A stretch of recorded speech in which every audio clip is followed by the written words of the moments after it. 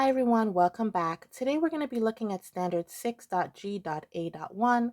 Find the area of right triangles, other triangles, special quadrilaterals, and polygons by composing into rectangles or decomposing into triangles and other shapes. Apply these techniques in the context of solving real-world and mathematical problems.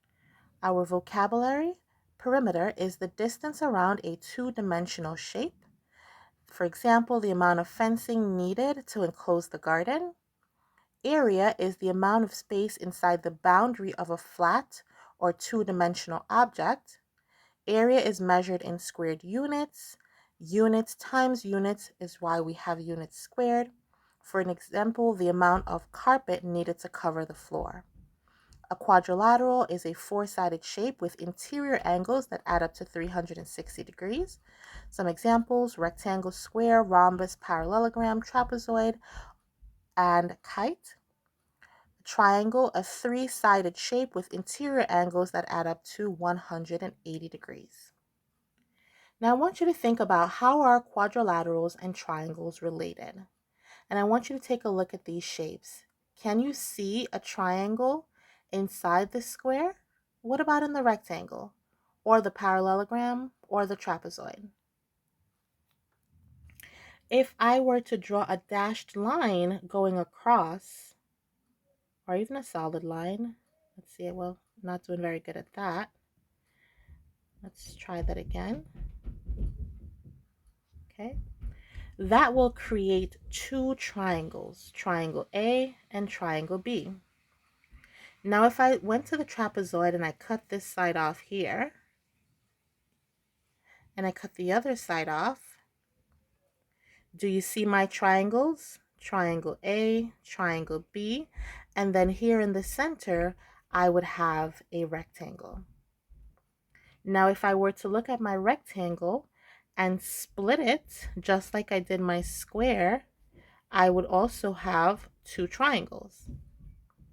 And I can do the same thing with my parallelogram, and that would give me two triangles.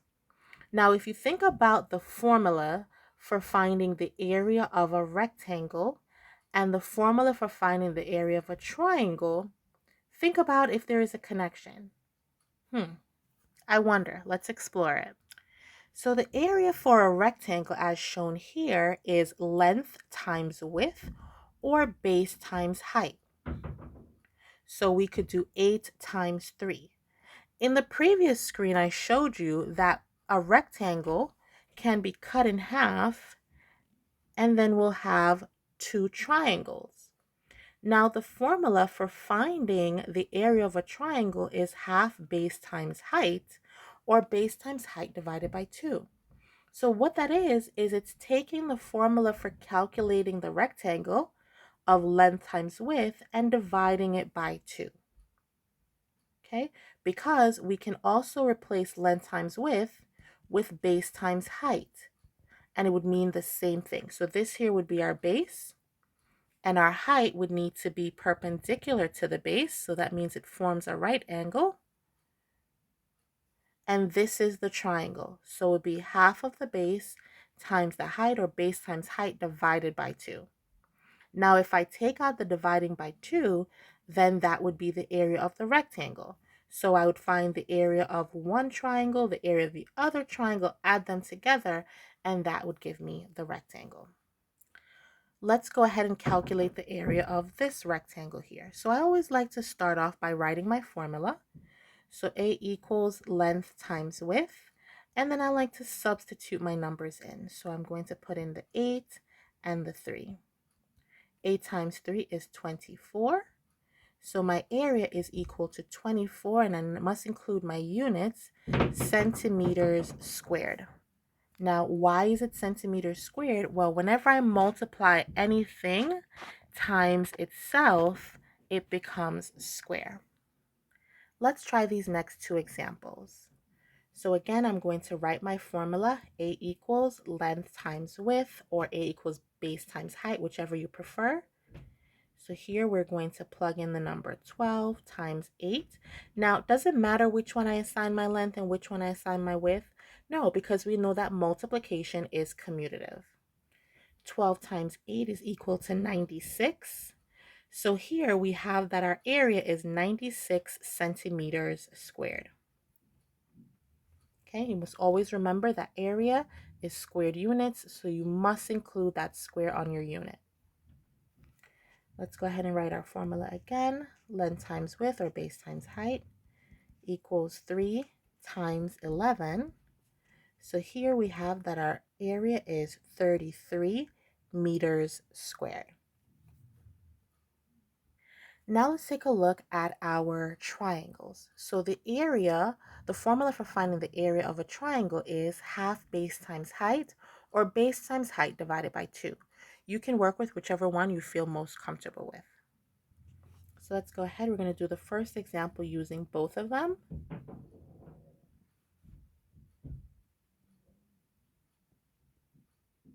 Okay. Now my base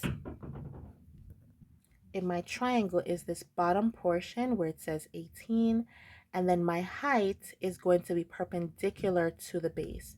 So wherever you see this little 90 degree symbol, that shows you that that is perpendicular. So it's forming a 90-degree angle. So let's go ahead and substitute that in. So A equals a half of 18 times 6. 18 times 6 is 108. And we're going to take a half of that, which is equal to 54. And there's no unit here, so we're going to write units squared. And it's the same thing if I plug it into this formula. So area is equal to 18 times 6 divided by 2. So I get 108 divided by 2, which will give me 54 units squared. All right, so I'm going to go ahead and clear that so we have some more space to do the second example. Now, unlike the first example where we had an internal height, here we have the height on the side of our triangle. This here is a right triangle. So I'm going to work with the formula area equals base times height divided by 2, just because it's easier to divide by 2 than to multiply by a half. So let's go ahead and substitute those in. So our height will be the 6 and our base is the 15. But again, this is multiplication. Multiplication is commutative. So if you were to make a mistake with substituting, then you'd be fine as long as you don't use the slanted side of the triangle. 15 times 6 is equal to 90, and that's being divided by 2, which would give us 45 feet squared. Our third triangle here shows an external height. So this height is actually drawn in, it's not a part of the original triangle, to show that it is perpendicular to the base. So we're going to rewrite our formula, and then we're going to substitute it in. So our base here is 14, and our height is 10. 14 times 10 is 140, and we're dividing that by 2 to give us 70. Now this is meters, so our final answer is 70 meters squared. Thank you for watching and have a great day.